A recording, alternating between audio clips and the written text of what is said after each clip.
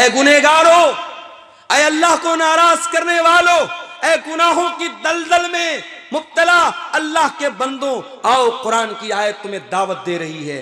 कुल या इबादी अल्लज़ीना असरफू अला अनफुसिहिम ला तक़नतू मिर रहमतिल्लाह। ऐ मेरे वो बंदो जिन्होंने गुनाह करके अपनी जानों के ऊपर जुल्म किया है, ला तक़नतू मिर रहमतिल्लाह, तुम अल्लाह की रहमत से कभी मायूस न होना। इन्नल्लाह यग़फ़िरुज़्ज़ुनूब जमीआ, तुम एक बार अल्लाह से माफ़ी तो मांग के देखो, तुम एक बार अल्लाह से तौबा तो करके देखो, एक बार अल्लाह के सामने रो करके देखो, एक बार अल्लाह के सामने गिड़गिड़ा करके तो देखो, अल्लाह तुम्हारे सारे गुनाहों को माफ़ कर। दुनिया में तरक्की की अलामत है, गोवा में चले जाओ, बड़े बड़े बीचेस पे चले जाओ, समंदर के किनारे मादर जात नंगे मर्दों औरत पड़े हुए हैं, और इसको दुनिया तरक्की का नाम देती है, इसको दुनिया फैशन का नाम देती है। ये नंगे रहने वाले, ये बरहना रहने वाले, ये बेहया और बेशरम लोग, ये इंसान कहलाने के भी काबिल नहीं है। इंसान की फितरत ये कहती है, इंसान का नेचर ये कहता है, इंसान का स्वभाव ये कहता है कि नहीं, तेरी शर्मगाह के ऊपर कोई ना कोई चीज पर्दे के तौर पर होनी चाहिए। भाई मर्द भी सबके सामने नंगा, औरत को तो छोड़ दीजिए, मर्द भी सबके सामने नंगा। अगर कोई मर्द सबके सामने नंगा रहता है तो दो ही बातें हो सकती हैं, या तो वो पागल है या इंसान नहीं है। पागल है, क्रैक माइंड का है, दिमाग खराब है, तभी वो नंगा रहेगा, वरना मर्द भी कम से कम अंडरवियर में तो दूसरों के सामने कम से कम अंडरवियर में रहेगा। आदम और हव्वा दोनों ने अपने जन्नत के पत्ते से अपनी शर्मगाहों को ढांपना शुरू कर दिया। अब अल्लाह ताला ने समझाया हजरत आदम और हव्वा को, अलम अनहकुमा अन तिलकुमश शजरा, ऐ आदम ऐ हव्वा, मैंने तुमको मना किया था उस पेड़ के करीब न जाना। क्यों तुमने शैतान की बात मानी, क्यों तुम उसके बहकावे में आ गए, क्यों तुम जालिमों में से हो गए। गलती आदम से भी हुई, गलती हव्वा से भी हुई। कुरान कहता है फतलक्का आदम मिर रब्बिही कलिमात। अब आदम अलैहिस्सलाम के दिल में ख्याल आया, हाँ मुझसे गलती हो गई, अब मैं अल्लाह से माफी मांगना चाहता हूं। कैसे मांगू? अय अल्लाह तू कितना करीम है, तू कितना रहीम है कि तूने आदम से गलती के बावजूद तूने आदम को तौबा करने का तरीका भी सिखाया। अल्लाह ने आदम के दिल में वो कलिमात डाले, वो दुआ डाली, जो दुआ अल्लाह ताला ने कुरान में बयान की, रब्बना ज़लमना अनफुसना व इल्लम तग़फिर लना व तरहमना लनकूनन्न मिनल खासिरीन। ऐ परवरदिगार, हमने अपनी जानों पर बड़ा जुल्म किया है।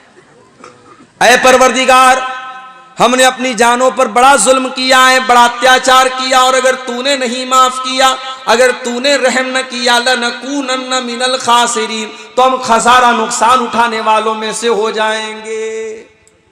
ये दुआ की आदम और हव्वा ने, और जब ये दुआ की, अल्लाह ने दोनों की दुआ को कबूल किया, दोनों की तौबा को कबूल किया। लेकिन अल्लाह ने कहा कि अब तुम जन्नत में नहीं, अब तुम जमीन पे जाओगे, अब जमीन पे जाओगे, दुनिया में रहोगे।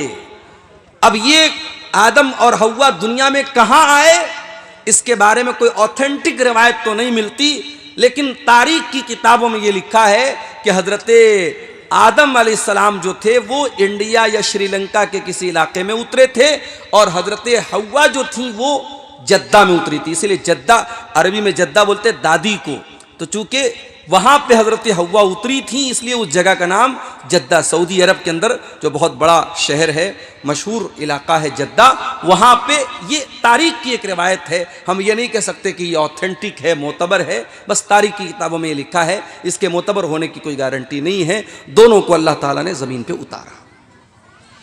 हम आदम और हव्वा की औलाद, अल्लाह ने हमें और आपको आदम और हव्वा की औलाद बनाया है, इंसान बनाया है।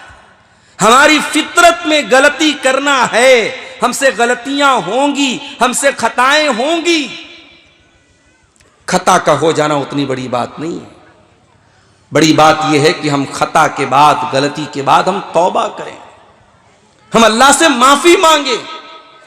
अल्लाह के प्यारे नबी फरमाते हैं, कुल्लु बनी आदम खत्ताउन व खैरुल खत्ताईन अत्तव्वाबून। तमाम के तमाम आदम की औलाद खता करने वाले हैं और तमाम खताकारों में सबसे बेहतरीन खताकार वो हैं जो तौबा कर लें, अल्लाह से माफी मांग लें, अल्लाह की तरफ रुजू कर लें। दुनिया में क्या होता है, एक इंसान एक बार गलती करता है, हम माफ कर देते हैं। 2 बार गलती करता है, हम माफ कर देते हैं। 3 बार गलती करता है, हम जब बार बार गलती करे तो हमारा भी बर्दाश्त का जो मादा होता है वो पूरा हो जाता है। बाप बेटे की 1 बार गलती माफ करता है, 2 बार गलती माफ करता है। जब बेटा बार बार गलती करता है तो बाप कहता है नहीं, अब तू गलती नहीं कर रहा है, तू बदतमीजी कर रहा है। फिर बाप भी बेटे को घर से निकाल देता है। मां अपने बच्चे से बहुत प्यार करती है, लेकिन मां भी अपने बच्चे की बदतमीजियों और अपनी बच्चे की गलत हरकतों पर डांटती है, मारती है, सजा देती है। मां इतनी रहमदिल होने के बावजूद भी ऐसा मौका भी आता है कि मां भी अपने बच्चे को माफ नहीं करती है। मेरे प्यारे साथियों, जिस तरीके से एक मां को अपने बच्चे से बहुत प्यार, एक बाप को अपने बच्चे से बहुत प्यार है, उससे कई करोड़ गुना ज्यादा, उससे कई करोड़ गुना ज्यादा अल्लाह तबारक व तआला अपने बंदों से प्यार करता, अपने बंदों से मोहब्बत करता है। वो अल्लाह बंदों की खताओं के बावजूद, बंदों के गुनाहों के बावजूद अल्लाह ताला अपने तमाम बंदों को दावत देता है, ऐ मेरे बंदो आ जाओ, हल मिन मुस्तगफिरिन फागफिर लहू। हर रात आसमान दुनिया पर अल्लाह ताला नाजिल होता है और आवाज देता है कोई गुनाहों की माफी मांगने वाला, है कोई अपने गुनाहों पर रोने वाला, है कोई अपने गुनाहों पर गिड़गिड़ाने वाला। मैं अपने बंदे की तौबा को कबूल करने को तैयार हूं, मैं अपने बंदे को माफ करने को तैयार हूं। चलिए आपकी जनरल नॉलेज में एक इजाफा कर देता हूं। कुरान करीम की ऐसी कौन सी आयत है जो सबसे ज्यादा रहमत की उम्मीद दिलाती है? उलमा को शायद पता होगा, आप लोगों से, आवाम से मेरा सवाल है कि कुरान की ऐसी कौन सी आयत है जिसमें अल्लाह ताला अपनी रहमत की सबसे ज्यादा उम्मीद दिलाता है? सूरह ज़ुमर की आयत नंबर 52 है। जरा सुनिएगा इस आयत को। अब्दुल्लाह इब्न मसूद जैसे सहाबी कहते हैं कि कुरान में सबसे ज्यादा उम्मीद दिलाने वाली यही आयत है। कुल या इबादियल्लज़ीन असरफू अला अनफुसिहिम ला तक़नतू मिर रहमतिल्लाह इन्नल्लाह यग़फिरुज़्ज़ुनूब जमीआ इन्नहु हुवल गफूरुर रहीम। ऐ नबी आप फरमा दीजिए, आप कह दीजिए, ऐ मेरे वो बंदो, अल्लज़ीना असरफू अला अनफुसिहिम, जिन्होंने गुनाह कर करके अपने जानों के ऊपर बहुत जुल्म किया है, बहुत अत्याचार किया है। शराबियों, जानियों, हराम काम करने वालों, गलत काम करने वालों, अल्लाह को नाराज करने वालों, जितने बड़े बड़े भी तुमने गुनाह किए, आ जाओ। कुल या इबादियल्लज़ीन असरफू अला अनफुसिहिम, ऐ अल्लाह के वो बंदो जिन्होंने गुनाह कर करके, पाप कर करके, अल्लाह को नाराज कर करके अपनी जानों के ऊपर बहुत बड़ा जुल्म किया है।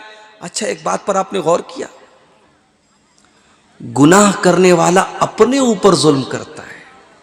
भाई शराब पी रहा है एक इंसान, शराब से किसी दूसरे को तो तकलीफ नहीं पहुंचा रहा है, मगर अपने ऊपर जुल्म कर रहा है।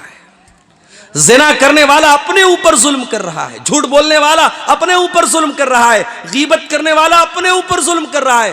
गुनाह से बड़ा जुल्म इंसान अपने नफ्स के ऊपर नहीं करता। जब भी इंसान कोई गुनाह करे, वो अपने बाप आदम की वो दुआ को याद कर ले। गुनाह करके कोई फायदा हम नहीं करते, 2-4 मिनट लज्जत मिल जाएगी, थोड़ा मजा मिल जाएगा, थोड़ा मौज मस्ती हो जाएगी, मगर गुनाह की सजा हम ही को भुगतनी पड़ेगी। इसीलिए कुरान गुनाह को अपनी जान पर जुल्म कहता है। कुल या इबादियल्लज़ीन असरफू अला अनफुसिहिम, ऐ नबी आप कह दीजिए, ऐ मेरे वो बंदो जिन्होंने गुनाह कर करके अपनी जानों के ऊपर जुल्म किया है, ला तक़नतू मिन रहमतिल्लाह, तुम अल्लाह की रहमत से कभी मायूस न होना, अल्लाह की रहमत से कभी मायूस न होना। अल्लाह अकबर, अल्लाह अकबर। कितना करीम है वो रब, कितना करीम है वो रब कि वो रब गुनहगारों से कह रहा है कि अल्लाह की रहमत से मायूस मत होना। कुरान करीम के 30वें पारे में एक सूरत है, सूरतुल बुरूज, शायद आपको याद भी होगी, वस्समाई ज़ातिल बुरूज। उसमें एक वाकया अल्लाह ने बयान किया। एक जमाने में ईमान लाने वालों को बड़ी सजा दी गई थी, खंदक खोद करके जला दिया गया था, छोटे छोटे बच्चों को आग में जला दिया गया। जैसे सीरिया के अंदर भी ऐसे ऐसे मनाजिर मिल रहे हैं कि जिनको देख करके हैरत होती है कि बशार अल असद ने कितना जुल्म किया था सीरिया की मजलूम अवाम के ऊपर। इज्तिमाई कब्रें मिल रही हैं, एक एक जगह सैकड़ों लोगों को इकट्ठे कब्र में डाला गया, और उस जालिम ने सिर्फ कब्र में नहीं डाला, कब्र में डालने के बाद उसमें केमिकल डाला ताकि उनकी लाशें गल करके मिट्टी में मिल जाएं, और उन कब्रों पर बुलडोजर चलाया। और अफसोस तो इस बात का है, इतना जुल्म करने वाला और लाखों मुसलमानों का हत्यारा बशार अल असद, उसकी हिमायत कौन करता था, उसका सपोर्ट कौन करता था? उसका सपोर्ट वो ईरान करता था, जो आज बहुत बड़ा फलस्तीनियों का अपने आप को हमदर्द कहता है। अल्लामा इब्न तैमिया ने बिल्कुल सच्ची बात कही थी, हमारे असलाफ ने बिल्कुल सच्ची बात कही थी। सहाबा का दुश्मन, सहाबा को गाली देने वाला, सहाबा की गुस्ताखी करने वाला, ये राफिजी यहूदी से बड़ा हमारा दुश्मन है। हर दौर की तारीख रही है, मुसलमानों को यहूदियों ने उतना नुकसान नहीं पहुंचाया जितना इन रवाफिज ने नुकसान पहुंचाया है। आज सीरिया से जो खबरें आ रही हैं मेरे भाइयों, 40-40 साल के बाद लोग आज कैद खाने से निकल रहे हैं, लोग 40 साल के बाद जेल से निकल रहे हैं। कोई पूछ रहा है कि क्या सद्दाम हुसैन जिंदा है या मर गया, उनको यह भी नहीं मालूम कि दुनिया कहां से कहां पहुंच गई। उन्होंने न टाइम देखा, न कैलेंडर देखा, उनको न वक्त का पता, न उनको समय का पता, न तारीख का पता। 40 साल के बाद लोगों ने सूरज को देखा है, धूप देखी है। मेरे प्यारे साथियों, इसी धरती पर हमने वो जुल्म सितम भी देखा है। हर दौर में ऐसे जालिम रहे हैं, लेकिन याद रखो, जितना जालिम चाहे जितना भी जुल्म कर ले, जालिम का अंजाम एक दिन बुरा होने वाला है। जालिम एक दिन बुरे घाट को पहुंचने वाला है। हर जालिम अपने अंजाम को पहुंचने वाला है। हर जालिम याद रखे, जुल्म की इंतहा होनी है, जुल्म का खात्मा होना है, और अदलो इंसाफ के सूरज को चमकना है। हजारों साल पहले ईमान वालों को जालिमों ने खंदकों में डाल दिया था, बाकायदा जमीन के अंदर गड्ढे खोद करके उनको जला डाला था, ईमान वालों को जिंदा जला दिया था। अल्लाह ताला अपने उन ईमान वालों का तज़किरा करते हुए फरमाता है, वस्समाई ज़ातिल बुरूज वल यौमिल मौऊद कुतिला अस्हाबुल उखदूद अन्नारि ज़ातिल वक़ूद इज़हुम अलैहा क़ुऊद वहुम अला मा यफ़अलून बिल मुमिनीन शुहूद। कसम है आसमान की जिसमें बड़े बड़े सितारे चमक रहे हैं, कसम है उस दिन की जिस दिन का वादा किया गया है। खंदक में डाल करके ईमान वालों को मारा गया था, उनको मारने वाले हलाक हो जाएंगे। जो आग में ईमान वालों को जला रहे थे और खड़े होकर के तमाशा देख रहे थे, वमा नक़मू मिनहुम इल्ला अन युमिनू बिल्लाहिल अज़ीज़िल हमीद। ईमान वालों को वो किस बात की सजा दे रहे थे? उनको इसी बात की सजा दे रहे थे कि ईमान वाले एक अल्लाह के ऊपर ईमान लाए, सिर्फ ईमान की सजा दे रहे थे। अल्लाह के नबी फरमाते हैं, मुस्नद अहमद की रिवायत है, जब आग जलाई गई, उस आग में एक औरत अपने दूध पीते बच्चे को लेकर के जा रही थी। मां तो मां होती है, मां का कलेजा एक बार के लिए दहल गया, मां के कदम पीछे हटने लगे। अल्लाह तबारक व तआला ने उस औरत के दूध पीते बच्चे को ज़बान दी और उस बच्चे ने अपनी मां से कहा या उम्मी इख्तहिमी, ऐ मेरी माँ इस आग में चली जा, इस आग में कूद जा। अल्लाह के अजाब के मुकाबले में यह आग कुछ नहीं है, ऐ मेरी माँ तो इस आग में चली जा। गौर कीजिए, इतने बड़े जालिम थे वो लोग, ईमान वालों को जिंदा जला दिया। अब अल्लाह ताला जब उनका जिक्र करता है तो क्या कहता है? इन्नल्लज़ीना फतनुल मुअमिनीना वल मुअमिनाति सुम्मा लम यतूबू फलहुम अज़ाबु जहन्नम वलहुम अज़ाबुल हरीक़। जिन्होंने ईमान वाले मर्दों को जलाया, ईमान वाली औरतों को जलाया, सुम्मा लम यतूबू, और उन्होंने तौबा नहीं की, उनको जहन्नम का अजाब मिलेगा, उनको जलाया जाएगा जहन्नम की आग में। यानी अल्लाह ताला ये बताना चाहता है, मेरे ईमान वाले बंदों को जलाने के बाद, उनके ऊपर इतना बड़ा जुल्म सितम करने के बाद भी अगर वो तौबा कर लेते, अगर वो अल्लाह से माफी मांग लेते, अगर वो अल्लाह के सामने गिड़गिड़ा लेते, अगर वो अल्लाह के सामने रो लेते, तो अल्लाह उनको माफ कर देता। अल्लाह के वलियों के कातिल, ईमान वालों के कातिल, ईमान वालों को जिंदा जला देने वाले जालिम, अल्लाह उनके बारे में कह रहा है, अगर वो तौबा कर लेते तो हम माफ कर देते। मेरे प्यारे साथियों, हम और आप कहां खड़े हैं? ऐ गुनहगारों, ऐ अल्लाह को नाराज करने वालों, ऐ गुनाहों की दलदल में मुब्तला अल्लाह के बंदों, आओ कुरान की आयत तुम्हें दावत दे रही है। कुल या इबादी अल्लज़ीना असरफू अला अनफुसिहिम ला तक़नतू मिर रहमतिल्लाह। ऐ मेरे वो बंदो जिन्होंने गुनाह करके अपनी जानों के ऊपर जुल्म किया है, ला तक़नतू मिर रहमतिल्लाह, तुम अल्लाह की रहमत से कभी मायूस न होना। इन्नल्लाह यग़फ़िरुज़्ज़ुनूब जमीआ, तुम एक बार अल्लाह से माफी तो मांग के देखो, तुम एक बार अल्लाह से तौबा तो करके देखो, एक बार अल्लाह के सामने रो करके देखो, एक बार अल्लाह के सामने गिड़गिड़ा करके तो देखो, अल्लाह तुम्हारे सारे गुनाहों को माफ कर देगा। अल्लाह के नबी फरमाते हैं, तिरमिजी की सही रिवायत है, दो आंखें ऐसी हैं जो जहन्नम के अंदर नहीं जा सकती। दो आंखें ऐसी हैं जो जहन्नम की आग में नहीं जाएंगी।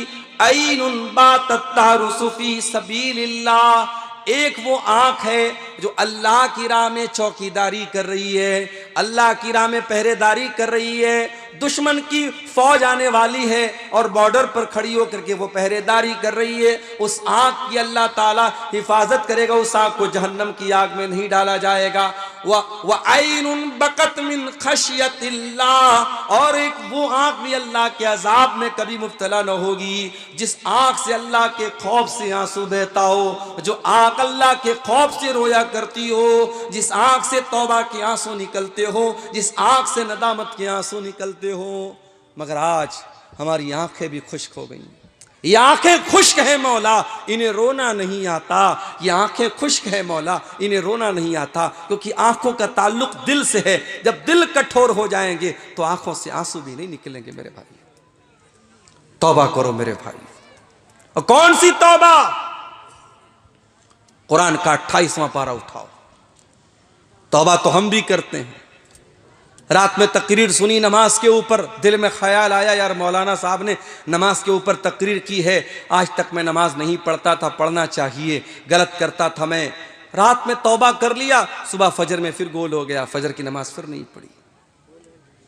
शराबी ने रात में तौबा की कि शराब नहीं पीऊंगा, सुबह फिर शराब का बोतल लेके निकल गया। ये तौबा नहीं है, ये तौबा का मजाक है। मेरे प्यारे साथी, अल्लाह को कौन सी तौबा पसंद है? कौन सी तौबा अल्लाह ताला के कबूल की जाएगी और कौन सी तौबा का कोई मतलब है अल्लाह के? आओ देखो, कुरान का 28वां पारा सूरह तहरीम के अंदर अल्लाह फरमाता है, या अय्युहल्लज़ीना आमनू तूबू इलल्लाहि तौबतन नसूहा। ऐ ईमान वालो, अल्लाह से सच्ची तौबा करो। सच्ची तौबा, सच्ची तौबा किसको कहते हैं? नोट कर लो, सच्ची तौबा के अंदर 3 चीजें होनी जरूरी है। सच्ची तौबा करना है तो 3 चीजें जरूरी हैं। नंबर 1, अल इक़लाउ अनिल मासिया, जिस गुनाह से तौबा कर रहे हो उस गुनाह को फौरन छोड़ना पड़ेगा। शराबी शराब से तौबा करना चाहता है, शराब को छोड़ना पड़ेगा। जानी जिना से तौबा करना चाहता है, जिना को छोड़ना पड़ेगा। बेनमाजी तौबा करना चाहता है, नमाज की फौरन पाबंदी करनी पड़ेगी। जिस गुनाह में इंसान मुब्तला है उस गुनाह को फौरन छोड़ना पड़ेगा। यह तौबा की पहली सीढ़ी है। तौबा की दूसरी सीढ़ी, अब तक जितने गुनाह किया था उसके ऊपर शर्मिंदगी हो रही है, नदामत हो रही है, इस बात का एहसास हो रहा है कि हाँ मैंने गलत किया था, मुझे ऐसा नहीं करना चाहिए था, मैंने अल्लाह को नाराज किया था, ये एहसास भी दिल में होना चाहिए। और तौबा की तीसरी शर्त यह है आइंदा वो गुनाह ना करने का पक्का इरादा किया जाए। तीन चीजें जब तक नहीं पाई जाएंगी तब तक सच्ची तौबा न होगी। और अगर गुनाह का ताल्लुक हुकूकुल इबाद से है, किसी की जमीन हथिया ली, किसी का पैसा मार करके बैठ गया, किसी का हक मार लिया, किसी को गाली दे दी, किसी की गीबत कर दी, तो अब चौथी कंडीशन भी उसके साथ जोड़ लीजिए। ये तीन कंडीशन तो अपनी जगह, चौथी कंडीशन क्या है? अगर मसला हुकूकुल इबाद का है तो जिसका हक आपने लिया है उसको देना पड़ेगा। जिसकी जमीन आपने नाजायज तौर पर ली उसको वापस लौटाना पड़ेगा। जिसका पैसा आपने गलत तरीके से लिया पैसा लौटाना पड़ेगा। जिसको गाली दी उससे जाके माफी मांगनी पड़ेगी। जिसकी गीबत की उससे जाके माफी मांगनी पड़ेगी। अगर आपने पैसे के बदले पैसा न दिया, जमीन के बदले जमीन न दिया, सोने के बदले सोना न दिया, खेत के बदले खेत न दिया, तो कल कयामत के दिन सोना के बदले जमीन के बदले खेत के बदले पैसे के बदले आपको अपनी नमाज देना पड़ेगा, आपको अपना रोजा देना पड़ेगा, आपको अपनी इबादतें देनी पड़ेंगी, आपको अपनी नेकियां देनी पड़ेंगी। और जब नेकी खत्म हो जाएगी, अल्लाह के नबी फरमाते हैं सामने वाले के गुनाह इंसान के ऊपर लाद दिए जाएंगे, गुनाह लाद दिए जाएंगे। इंसान दुनिया में बड़ी मेहनत से नेकी करता है, अल्लाह को राजी करता है। एक एक नेकी बड़ी कीमती होती है और कयामत के दिन एक एक नेकी की बड़ी अहमियत होगी। मेरे प्यारे साथियों, हुकूकुल इबाद में अगर हमने कोताही की है तो ये कोताही हमारी नेकियों को बर्बाद कर देगी और सामने वाले के गुनाह हमारे ऊपर नऊजुबिल्लाह सुम्मा नऊजुबिल्लाह लाद दिए जाएंगे। इसलिए अल्लाह कहता है या अय्युहल्लज़ीना आमनू तूबू इलल्लाहि तौबतन नसूहा, ऐ ईमान वालो जब तौबा करना है तो सच्ची तौबा करो। जब तुम सच्ची तौबा करोगे असा रब्बुकुम अन युकफ्फिर अन्कुम सय्यिआतिकुम, तब अल्लाह ताला तुम्हारे गुनाहों को मिटा देगा। वयुदखिलकुम जन्नातिन तजरी मिन ताहतिहल अनहार, और अल्लाह ताला तुमको जन्नत में दाखिल करेगा। एक बात और बताऊं आपको,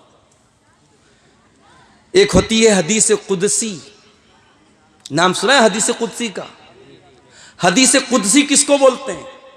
जब अल्लाह के नबी सल्लल्लाहु अलैहि वसल्लम ये कहें कि अल्लाह ताला फरमाता है तो उस हदीस को हदीस कुदसी कहते हैं। अब सवाल ये पैदा होता है, जब हदीस कुदसी में भी अल्लाह ताला फरमाता है और कुरान में भी अल्लाह ताला फरमाता है, तो कुरान में और हदीस कुदसी में क्या फर्क है? फर्क है कुरान की तिलावत होती है, हदीस कुदसी की तिलावत नहीं होती। कुरान के अल्फाज भी अल्लाह की तरफ से हैं और हदीस कुदसी के अल्फाज नबी की तरफ से हैं, लेकिन माना अल्लाह की तरफ से। अब मैं जो हदीस आपको सुनाने जा रहा हूं वो हदीस कुदसी है, जरा गौर से सुनिएगा।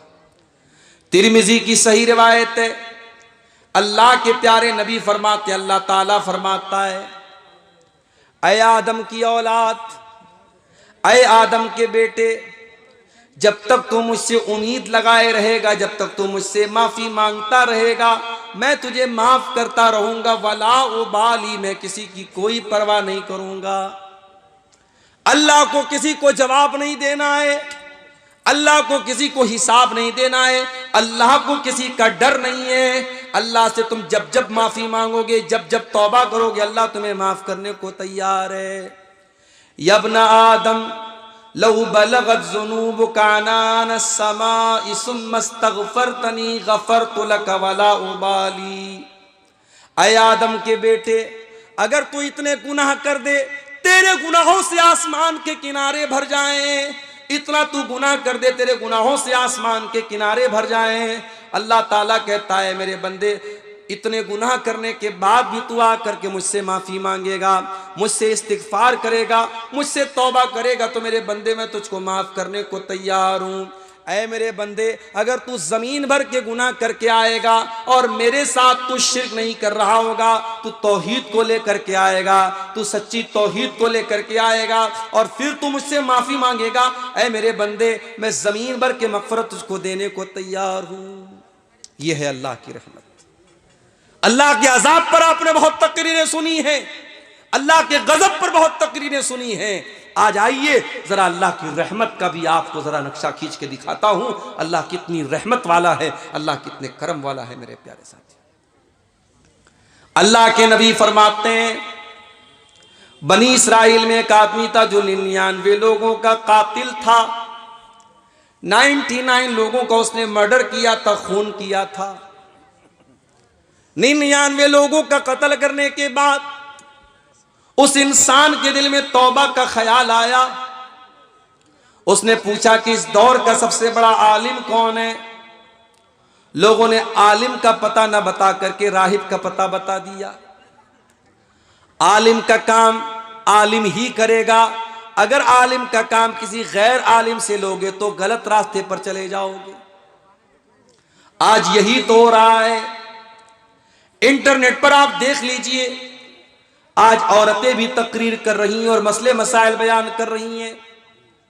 और बाकायदा फेसबुक के ऊपर मैंने देखा कि मियां बीवी के जो प्राइवेट मसाइल हैं, जो मियां बीवी के आपस के मुलाकात के मसाइल है, जो बहुत ही प्राइवेट किस्म के मसाइल हैं, उनको मसाले लगा लगा करके नकाब पहन करके औरत बयान कर रही है,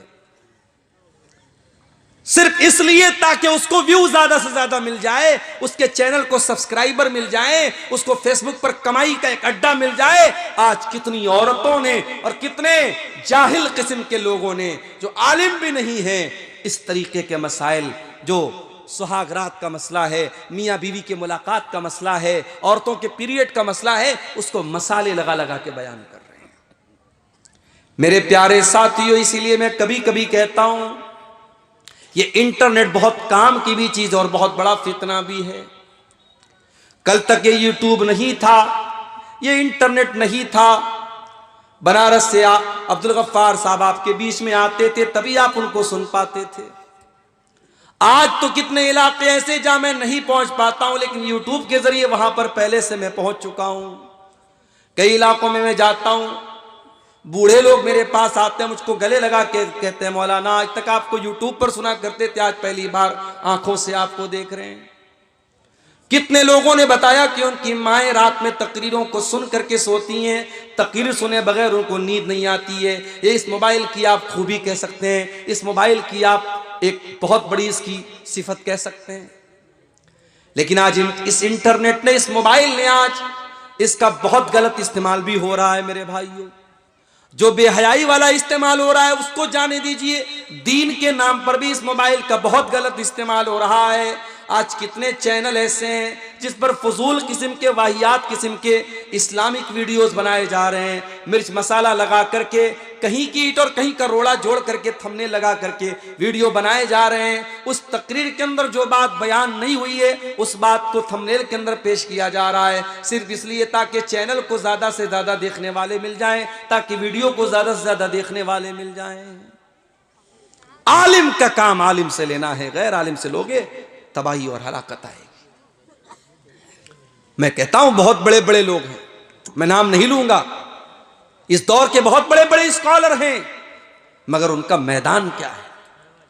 अगर एक स्कॉलर का मैदान इस्लाम की तबलीग करना है, अगर उसका मैदान ये कंपैरेटिव रिलीजियन पर वो काम कर रहा है, वो हिंदुइज्म से और ईसाइयों से इस्लाम का मुकारना कर रहा है और इंजील से अल्लाह के नबी की पेशनगोई को निकाल के बता रहा है, वेदों से और गीता से इस्लाम की हक्कानियत को साबित कर रहा है, बहुत अच्छी बात है, बहुत अच्छी बात है। ऐसे स्कॉलर से हम फायदा उठाएंगे, मगर उसको मुफ्ती बनाने का काम नहीं करेंगे, उसका जो मैदान है उस मैदान में उससे काम लेंगे, मगर नमाज का तरीका हम उससे नहीं पूछेंगे, हम हैज़ व निफास का मसला उससे नहीं पूछेंगे, हम निकाह और तलाक का मसला उससे नहीं पूछेंगे। उसके लिए हमारे पास उलमा मौजूद हैं, उसके लिए हमारे पास मुफ्ती मौजूद हैं। और आज यही हो रहा है मेरे भाई, हर आदमी आलिम बना है, हर आदमी मुफ्ती बना है। यूट्यूब पर आप चले जाइए, कोई भी मसला आप टाइप कीजिए, उलमा के जवाब आपको कम मिलेंगे और जाहिलों के जवाब आपको ज्यादा मिलेंगे। बड़े बड़े उलमा सवाल का जवाब देने से पहले कांपते हैं, टाइम मांगते हैं, मौका मांगते हैं कि नहीं साहब मैं मुताला कर लूंगा, स्टडी कर लूंगा, उसके बाद जवाब दूंगा। और जाहिल की हिम्मत क्या है? जाहिल की हिम्मत यह है, 4 किताबें उसने इंग्लिश में पढ़ी है, कुरान भी उसने ढंग से नहीं पढ़ा है, हदीसों को उसने भी ढंग से नहीं पढ़ा है, बस 4-5 उसने इंग्लिश की किताबें पढ़ी है। और वो आता है और स्टेज लगाता है और कहता है ask me brother, ask me brother, मुझसे सवाल पूछो। वो बाकायदा खुलेआम चैलेंज करता है और लोग आते हैं, उससे सवाल करते हैं और वो सवालों का जवाब देता है। इसीलिए अल्लाह के नबी पेशिन गोई करते हुए फरमाते हैं, कयामत के पहले ऐसा दौर आएगा, अयकिल्लल फुक़हा व यक्सुरल खुतबा, लच्छेदार तकरीर करने वाले बहुत हो जाएंगे, जिनके सब्सक्राइबर बहुत ज्यादा, जिनके व्यूअर्स बहुत ज्यादा, जिनके फॉलोअर्स बहुत ज्यादा होंगे। अयक्सुरल खुतबा, खुतबा तो बहुत ज्यादा हो जाएंगे, वक्ता तो बहुत ज्यादा हो जाएंगे, तकरीर करने वाले, लेक्चर देने वाले बहुत ज्यादा हो जाएंगे। व यकिल्लल फुक़हा, और दीन का गहरा इल्म रखने वाले, दीन की समझ रखने वाले, दीन की नॉलेज रखने वाले लोग बहुत कम रह जाएंगे। वो दौर आज हम देख रहे हैं, वो दौर आज हम देख रहे हैं। हमारे इसी बंगाल के बेल्ट में, इसी सीमांचल के बेल्ट में हमने देखा कि उलमा को दरकिनार करके जाहिलों को लोग जो है, जिनकी तकरीरों में बकवास बातें, फजूल बातें, किस्से कहानी की बातें, न कुरान की एक आयत ढंग से पढ़ी जा रही है, उनको ऊंचा मकाम दिया जा रहा है और उलमा को पीछे रखा जा रहा है। यह आज हमारे इलाके में हो रहा है मेरे भाई। अल्लाह के नबी फरमा रहे हैं, कयामत के पहले अल्लाह ताला इल्म को अचानक नहीं उठाएगा, बल्कि अल्लाह ताला उलमा को उठा लेगा। और जब उलमा को अल्लाह ताला उठा लेगा, हत्ता इज़ा लम युबक़ि आलिमन, जब उलमा दुनिया से चले जाएंगे, इत्तख़ज़न्नासु रुऊसन जुहाला, लोग जाहिलों को अपना सरदार और पेशवा बना लेंगे। जाहिलों को लोग सरदार बनाएंगे। अब सरदार के माने बहुत कुछ हो सकते हैं। सरदार के माने गांव का मुखिया भी हो सकता है, सरदार के माने मस्जिद का मुतवल्ली भी हो सकता है, सरदार के माने मदरसे का सेक्रेटरी भी हो सकता है। आज मदरसे का सेक्रेटरी जाहिल है, अंगूठा छाप इंसान सिर्फ अपने पैसे की बदौलत मदरसे का सेक्रेटरी बन के बैठा है। और लोगों ने क्यों बनाया है? अरे हाजी साहब चंदा ज्यादा देंगे, पैसा ज्यादा देंगे, उनको सेक्रेटरी बना देते। मेरे प्यारे साथियों, जाहिलों को लोग सरदार बना लेंगे और उनको मुफ्ती बना लेंगे और लोग उनसे आकर के फतवा पूछेंगे। और जाहिल जब फतवा देंगे, फदल्लु बाजल्लु, खुद भी गुमराह होंगे, दूसरों को भी गुमराह करेंगे। देखो, इल्म एक अलग चीज है और तकवा एक अलग चीज है। आलिम अगर मुत्तकी है, सोने पे सुहागा है, लेकिन कोई मुत्तकी है तो आलिम भी हो ये जरूरी नहीं है। 99 लोगों का कातिल था, उसने पूछा इस दौर का सबसे बड़ा आलिम कौन है? लोगों ने बताया फला के पास चले जाओ। जिसके पास गया वो मुत्तकी तो था, वो परहेजगार तो था, वो राहिब तो था, मगर आलिम नहीं था। उससे जाके पूछा, आई हैव किल्ड 99 पर्सन्स, मैंने 99 लोगों को कत्ल किया है। आई वॉन्ट टू रिपेंट, मैं तौबा करना चाहता हूं। क्या है कोई तौबा का रास्ता? अब वो आलिम नहीं था, राहिब था, रात रात भर नमाज पढ़ने वाला था, उसको गुनाहों से नफरत थी। उसने कहा यार 99 लोगों का कत्ल करके आया और तौबा की बात कर, भाग जा यहां से, निकल, तेरी तौबा कबूल नहीं होगी। अब वो तो था खूंखार आदमी, 99 लोगों को तो ऑलरेडी कत्ल कर चुका था।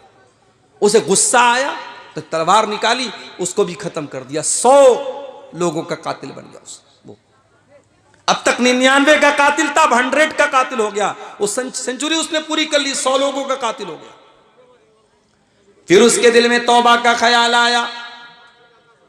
फिर उसने किसी से पूछा कि इस दौर का सबसे बड़ा आलिम कौन है? लोगों ने बताया कि हाँ फला के पास चले जाओ, वो वक्त इस दौर का सबसे बड़ा आलिम है।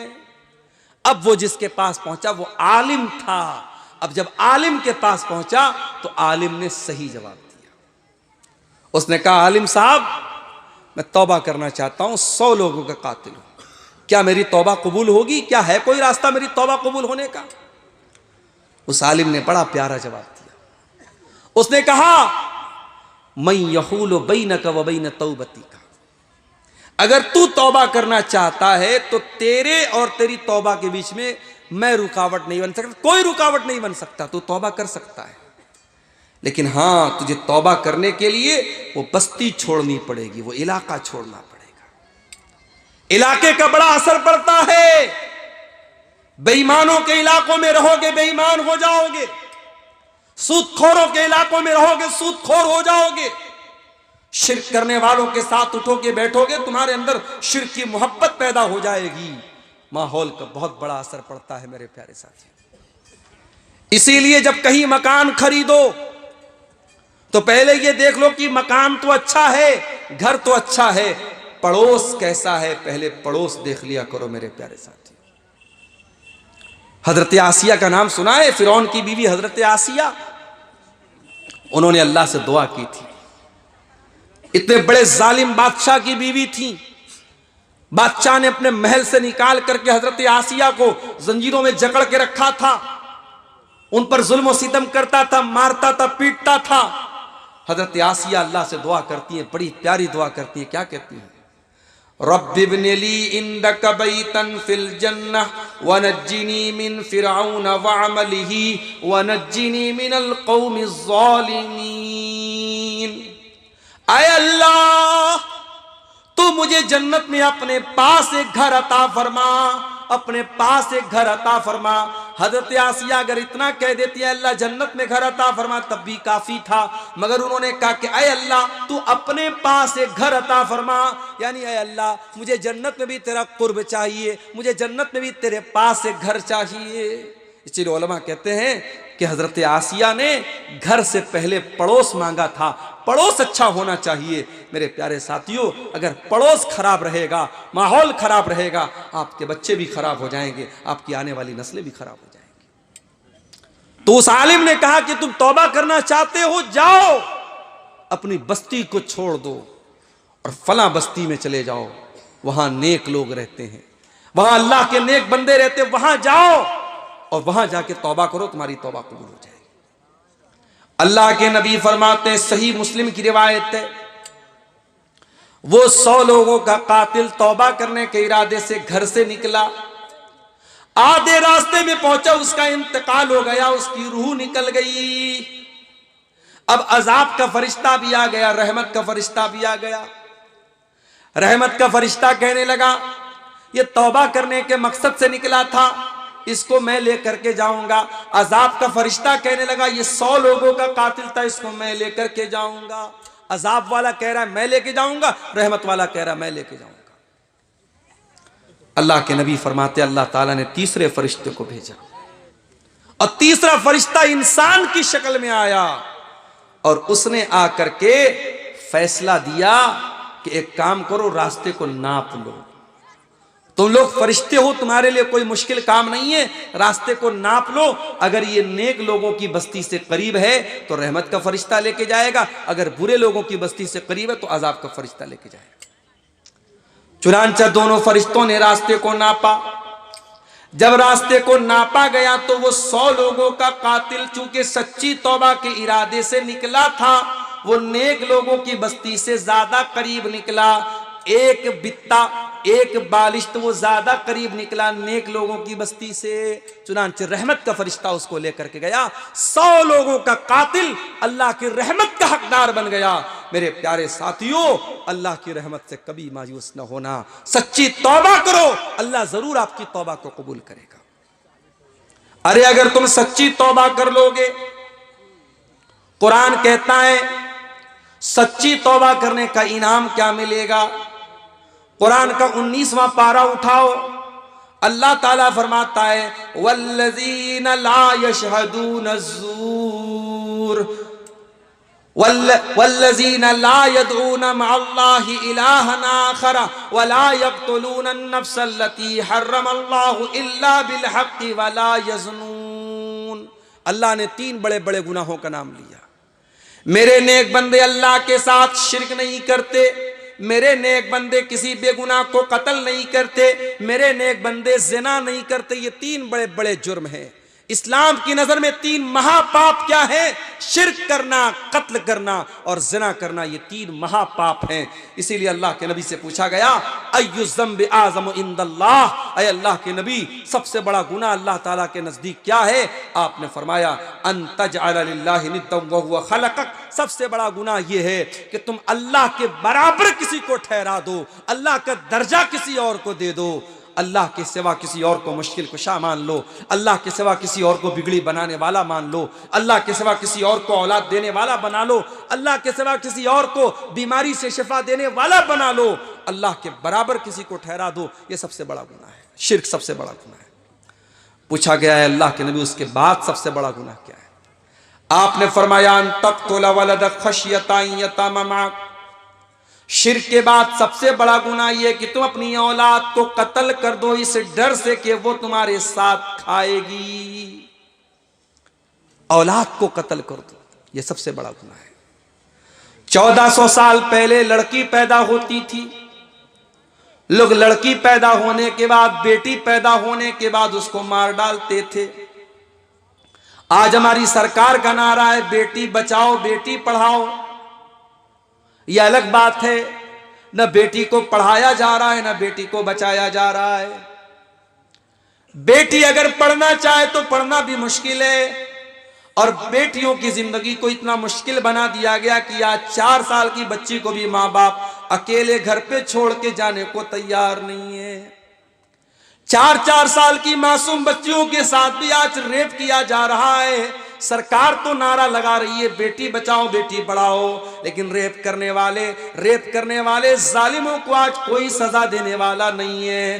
कितने रेप करने वाले दौलत के बल पे और पावर के बल पे आज आजाद घूमते रहते हैं। मेरे प्यारे साथियों, 1400 साल पहले जनाब मोहम्मद रसूलुल्लाह ने यह नारा लगाया था, ओ लोगों बेटियों को मारना, बेटियों को कत्ल करना बहुत बड़ा पाप है, बहुत बड़ा गुनाह है। अल्लाह के नबी ने कुरान की आयत पढ़ के सुनाई थी वइज़ल मौऊदतु सुइलत, ऐ बेटियों को जिंदा जमीन में गाड़ने वालों, ऐ बेटियों को कत्ल करने वालों, ऐ बेटियों की हत्या करने वालों, ये बेटियां कल कयामत के दिन से पूछा जाएगा कि तुम्हारे माँ बाप ने क्यों तुम्हें मारा था, किस जुर्म में तुमको मारा था। आज तो माशाअल्लाह इंसान तरक्की पर पहुंच गया, चांद पर पहुंच गया इंसान, मगर आज भी बेटियों को मारने का सिलसिला जारी है। कहीं जहेज के नाम पर बेटी को मारा जा रहा है, कहीं अपनी गर्लफ्रेंड को, अपनी महबूबा को कत्ल कर करके 60-60, 50-50 टुकड़े करके उसको फ्रीज में रख करके मारा जा रहा है। उसकी लाश को बेसिन के अंदर बहाया जा रहा है। आज भी बेटी को मारा जा रहा है, और कहीं पर तो बेटी को मां के पेट में भी कत्ल किया जा रहा है, जिसको गर्भपात कहा जाता है, जिसको एबॉर्शन कहा जाता है, जिसको इसकाते हमल कहा जाता है। मां के पेट में बच्ची को मारा जा रहा है, और ये आज के दौर का तरक्की याफ्ता इंसान कर रहा है। 1400 साल पहले के लोग ये काम करते थे तो जाहिल थे, आज तो पढ़ा लिखा इंसान है। याद रखो मेरे प्यारे साथियों, अगर मां के पेट में, अगर औरत के पेट में प्रेगनेंसी हो चुकी है, बच्चा ठहर चुका है, फिर उसको कत्ल करने की बिल्कुल इजाजत नहीं है। हाँ, बहुत क्रिटिकल केस हो जाए, अगर डॉक्टर का ये कहना है कि अगर बच्चा पैदा हुआ तो माँ की जान चली जाएगी, माँ की सेहत बहुत खतरनाक है, माँ की तंदुरुस्ती इस लायक नहीं किया और बच्चे को जन्म दे, तो ये एक मजबूरी का केस है। उस सूरत में उलमा ने इजाज़त दी है कि चलो ठीक है, अगर उस सूरत में प्रेगनेंसी माँ की जान के लिए खतरा है तो उस सूरत में तो एबॉर्शन करवाया जा सकता है। मगर फैमिली प्लानिंग के नाम पे कि हमें 2 ही बच्चे चाहिए थे और तीसरा बच्चा अगर ठहर गया और प्रेगनेंसी हो गई तो सिर्फ इसलिए कि अरे यार 2 को तो बड़ी मुश्किल से खिला रहा हूं, तीसरी को कैसे खिलाऊंगा, अगर इस डर से और इस सोच से अगर मां के पेट में बच्ची को मारा है या बच्चे को मारा है तो याद रखिए ये कत्ल औलाद है और अल्लाह के नबी ने इसको दूसरा बड़ा गुनाह करार दिया। आपने फरमाया कि दूसरा बड़ा गुनाह ये है कि तुम अपनी औलाद को कत्ल करो इस डर से कि वो तुम्हारे साथ खाएगी। फिर पूछा गया अल्लाह के नबी तीसरा बड़ा गुनाह क्या है? आपने फरमाया अंतुजानिया हलील तजारिक, अपने पड़ोसी की बीवी के साथ तुम जिना करो। क्या और औरतों के साथ जिना करना जायज है? नहीं जायज है, लेकिन पड़ोसी का नाम क्यों लिया अल्लाह के नबी ने? इसलिए कि पड़ोसी को पड़ोसी के ऊपर बड़ा विश्वास होता है, पड़ोसी को पड़ोसी के ऊपर बड़ा भरोसा होता है, और अगर कोई पड़ोसी की बीवी के साथ गलत काम करता है तो वो डबल गुनाह का काम करता है। वो एक तो करेला है, ऊपर से नीम चढ़ा है, वो गलत पर गलत काम करता है, वो जिना भी कर रहा है तो पड़ोसी की बीवी के साथ जिना कर रहा है। ये तीन बड़े बड़े गुनाह हैं। ये तीन बड़े बड़े गुनाह जिक्र करने के बाद अल्लाह क्या कहता है जरा उसको सुनिएगा। इल्ला मन ताबा व आमना व अमिला अमलन सालिहा फउलाइका युबद्दिलुल्लाहु सय्यिआतिहिम हसनात। शिर्क करने के बाद, कत्ल करने के बाद और जिना करने के बाद भी अगर अल्लाह कहता है कोई तौबा कर ले और ईमान ले आए और नेक अमल करे, ये तीन चीजें हैं, तौबा करे, ईमान ले आए। ईमान ले आए यानी सही रास्ते पर आ जाए और नेक अमल करने लगे। अब तक लोगों को कत्ल करता था, अब लोगों की जान बचाने वाला बन गया। अब तक ज़िना करता था, अब इज्जतों की हिफाजत करने वाला बन गया। अब तक शिर्क करता था, अब एक अल्लाह के आगे सर झुकाता है और शिर्क का दुश्मन बन गया। अगर तौबा कर लेता है और ईमान ले आता है और नेक अमल करने वाला बन जाता है, अल्लाह फरमाता है फउलाइका युबद्दिलुल्लाहु सय्यिआतिहिम हसनात। ऐसे लोगों के गुनाहों को हम नेकियों में बदल देंगे। अब तक उसने जितने गुनाह किए हैं हम उनके गुनाहों को नेकियों में बदल देंगे। वकानल्लाहु गफूरर रहीमा, और अल्लाह ताला तो बख्शने वाला, रहम करने वाला है। अल्लाह के लिए कोई मुश्किल बात नहीं।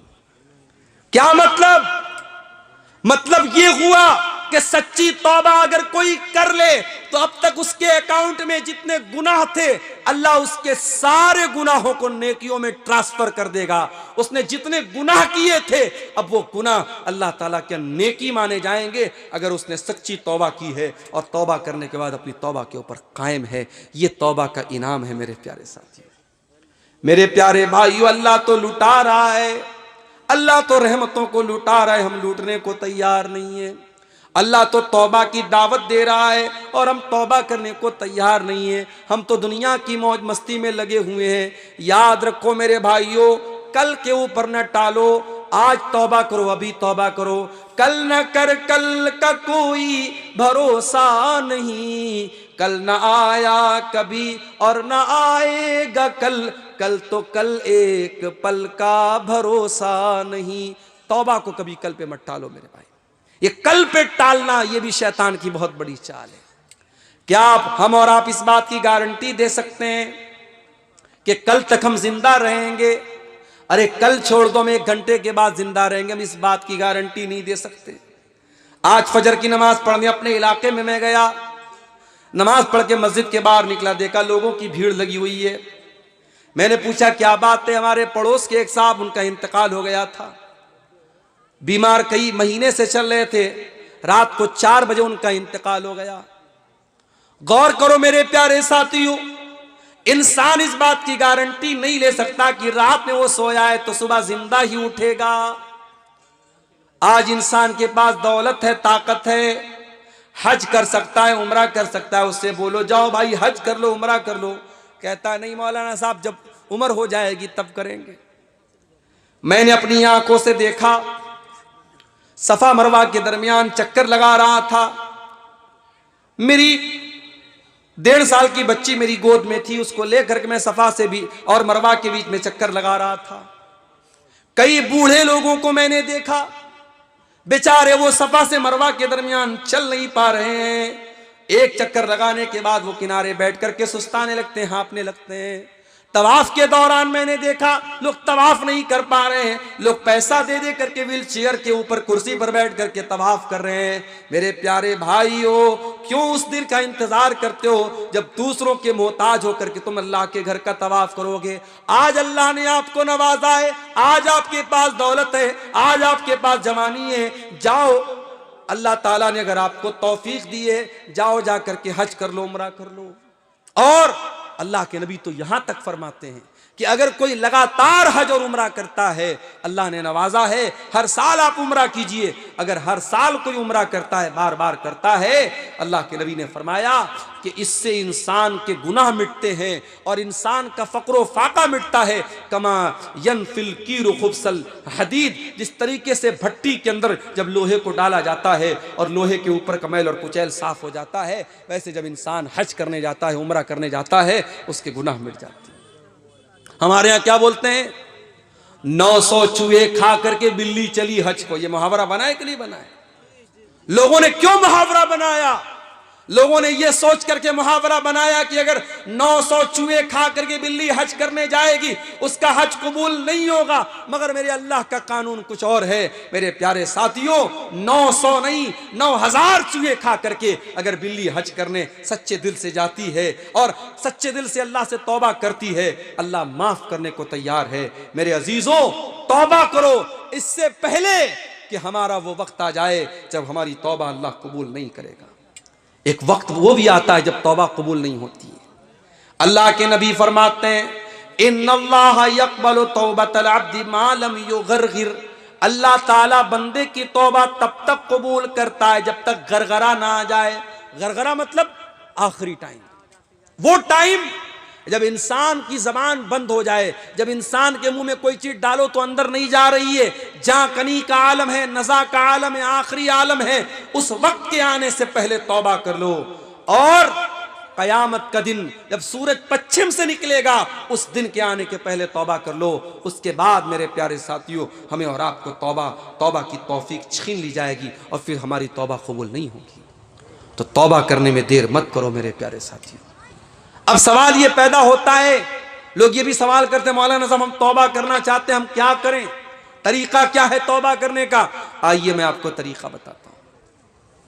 तौबा करना चाहते हो, सबसे पहला काम तो ये करो, अल्लाह से रुजू करो, अल्लाह की बारगाह में गिड़गिड़ाओ। और अगर गुनाह करने के बावजूद आपको पैसा मिल रहा है, दौलत मिल रही है, ऐशो आराम से जिंदगी गुजर बसर हो रही है, तो इस धोखे में मत पड़े रहो कि मुझे कोई प्रॉब्लम नहीं, कोई मसला नहीं। अल्लाह ताला अगर गुनाहों के बावजूद आपको नवाज रहा है तो अल्लाह अपनी रस्सी को ढीली किए हुए है। जिस दिन अल्लाह की रस्सी टाइट होगी उस दिन आपको एहसास होगा। अल्लाह कुरान में कहता है, फलौला इज़ जाअहुम बासुना तज़र्रऊ वलाकिन क़सत क़ुलूबुहुम व ज़य्यन लहुमुश शैतानु मा कानू यअमलून। तुम्हारे दिल इतने कठोर हो चुके हैं, बड़ी बड़ी मुसीबतें आ रही हैं, मगर तुम अल्लाह की बारगाह में रुजू नहीं करते। इतने बड़े बड़े आज हिंदुस्तान के अंदर इतने बड़े बड़े परेशानियों के आलम हमारे ऊपर आए, मुसीबतों के पहाड़ हमारे ऊपर टूटे। अभी आप देखिए उत्तर प्रदेश के एक इलाके में कितनी दहशत का माहौल बना दिया गया। 5 मुसलमान वहां मार दिए गए, उसके बाद भी वहां जुल्म और सितम का सिलसिला भी रुकने का नाम नहीं ले रहा है। अभी आज की न्यूज मैंने देखी कि वहां मुसलमानों में दहशत का एक माहौल पैदा किया गया और बाकायदा अतिक्रमण के नाम पे उनके घरों पर बुलडोजर चलाए गए और पूरे इलाके में एक दहशत का माहौल पैदा कर दिया गया। यानी हालात ये हो गए कि आपके ऊपर जुल्म सितम भी हो और आप उस जुल्म सितम के खिलाफ आवाज भी नहीं उठा सकते। अगर उठाएंगे तो हर उठने वाली आवाज को दफन कर दिया जाएगा। मेरे प्यारे साथियों, ऐसे माहौल में भी अगर मुसलमान अल्लाह की तरफ रुजू नहीं करता है और अल्लाह से तौबा नहीं करता है और ऐसे माहौल में भी मुसलमानों की अय्याशियां बंद नहीं होती हैं, मुसलमानों के गलत काम बंद नहीं होते हैं, तो हम इस पर क्या कह सकते हैं? कुरान कह रहा है फलौला इज़ जाअहुम बासुना तज़र्रऊ, मेरे बंदो अगर हमारा अजाब और हमारी तरफ से आने वाली ये मुसीबतें भी अगर तुमको अल्लाह की बारगाह से नहीं जोड़ती हैं, तुम तज़र्रो नहीं करते हो, तुम गिड़गिड़ाते नहीं हो, इसका मतलब ये हुआ वलाकिन क़सत क़ुलूबुहुम, तुम्हारे दिल बहुत सख्त हो चुके हैं, वज़य्यन लहुमुश शैतानु मा कानू यामलून, और शैतान ने तुम्हारे अमल को मुज़य्यन कर दिया है। तौबा करना चाहते हो तो एक काम और करना पड़ेगा, नेक लोगों के साथ रहा करो मेरे प्यारे साथी। संगत का असर इंसान के ऊपर पड़ता है, आप किसके साथ उठते बैठते हैं ये बहुत मैटर करता है। सिगरेट पीने वालों के साथ आप उठेंगे बैठेंगे, सिगरेट नहीं पिएंगे तब भी सिगरेट पीने की जो नफरत है वो आपके दिल में कम हो जाएगी। आप शराबियों के साथ उठेंगे बैठेंगे, शराब नहीं पिएंगे, मगर शराबी से जो एक शराब से नफरत होनी चाहिए वो शराब से नफरत आपके अंदर नहीं रहेगी। सोहबत का बड़ा असर पड़ता है। शेख सादी रहमतुल्लाह अलैह फरमाते हैं पेसरे नू बबदा नशिस, नूह अलैहिस्सलाम का बेटा बुरे लोगों के साथ बैठता था, खानदान नबूवत गुमशुद, अपने बाप की नबूवत को से उसने रिश्ता तोड़ दिया। इतने बड़े पैगंबर का बेटा था, नूह अलैहिस्सलाम का बेटा था, बुरे लोगों के साथ उठा बैठा करता था, तो अपने बाप की नबूवत से उसका नाता टूट गया। वह सगे असहाबे कहफ रोजे चंद, और असहाबे कहफ के जो कुत्ता था वो चंद दिन नेक लोगों के साथ था। सोबते नेक लोगों के साथ वो कुत्ता बैठता था, मर्दुम शुद, तो उस कुत्ते को भी अल्लाह ताला ने कुरान में असहाबे कहफ के साथ उसका जिक्र किया। सोहबत का असर देखो, एक कुत्ता जो बड़ा ही गलीज जानवर है, कुत्ता अगर बर्तन में मुंह लगा दे 7 बार बर्तन को धोने का हुक्म है, लेकिन असहाबे कहफ के साथ जब वो कुत्ता गया था और उस गार में वो कुत्ता भी सोया था, तो अल्लाह ताला ने उस कुत्ते का जिक्र कुरान के अंदर किया है। ये सोहबत का असर होता है मेरे प्यारे साथियों। अगर आप अल्लाह से सच्ची तौबा करना चाहते हैं तो आपको अपनी सोहबत पर ध्यान देना पड़ेगा। इसीलिए अल्लाह कुरान में कहता है यौम याज़ुज़ ज़ालिमु अला यदैहि यक़ूलु या वैलता लैतनी लम अत्तखिज़ फुलानन खल या वैलता, यौम याज़ुज़ ज़ालिमु अला यदैहि यक़ूलु या लैतनी इत्तखज़तु मअर रसूलि सबीला, जालिम क़यामत के दिन अपने हाथों को काटेगा और कहेगा अरे काश मैंने रसूल का रास्ता अपनाया होता।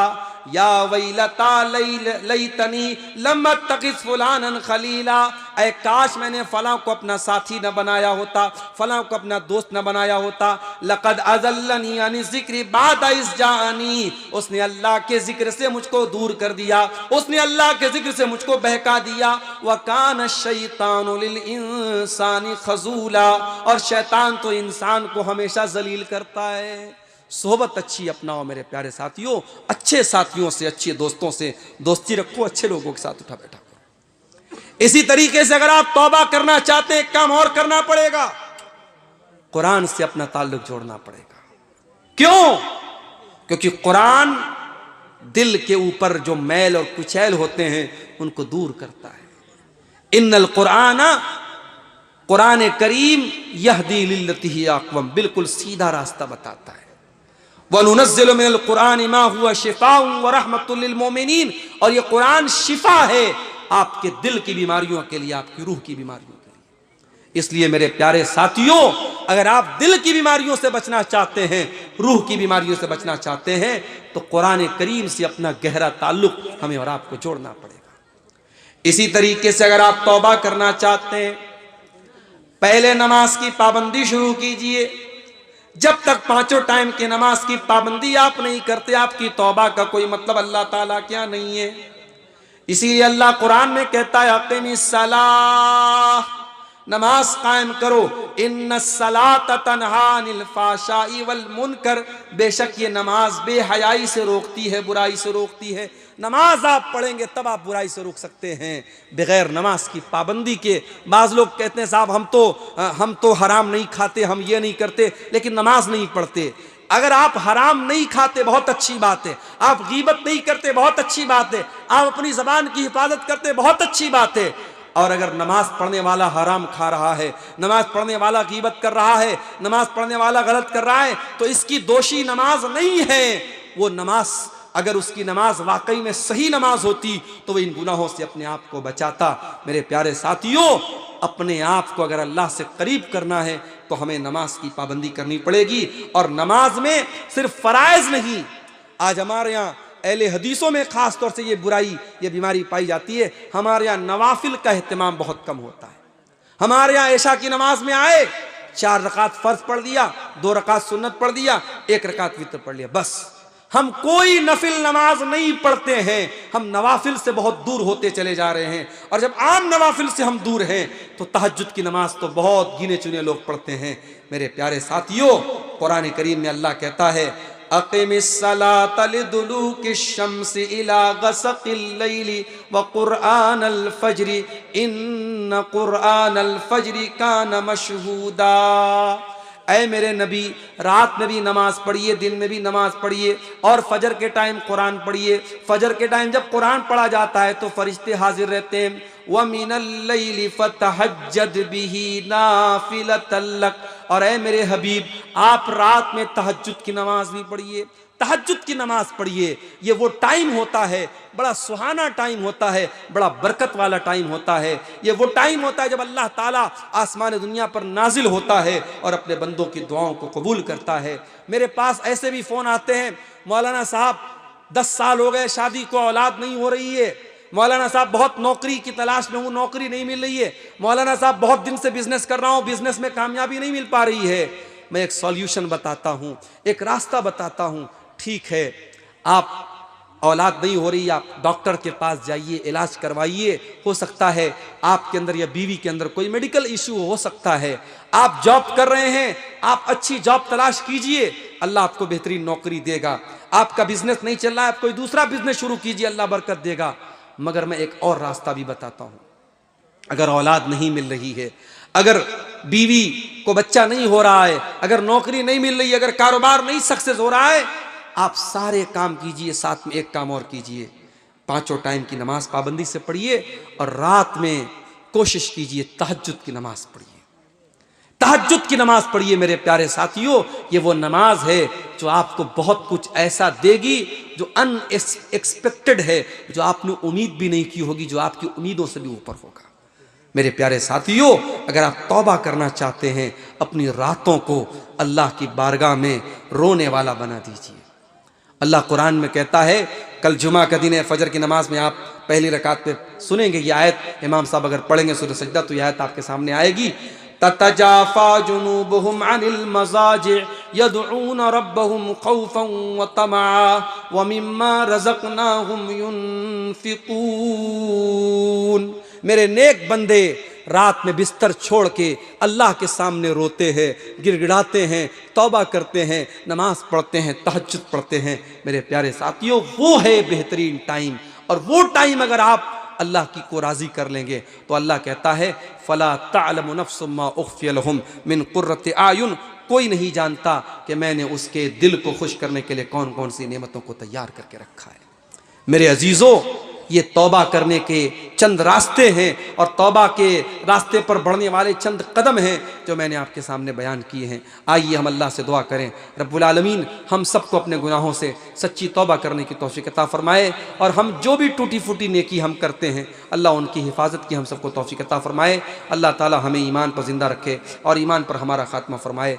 आमीन। व आखिर दावाना अनिल हम्दुलिल्लाहि रब्बिल आलमीन। अस्सलामु अलैकुम व रहमतुल्लाहि व बरकातुहू।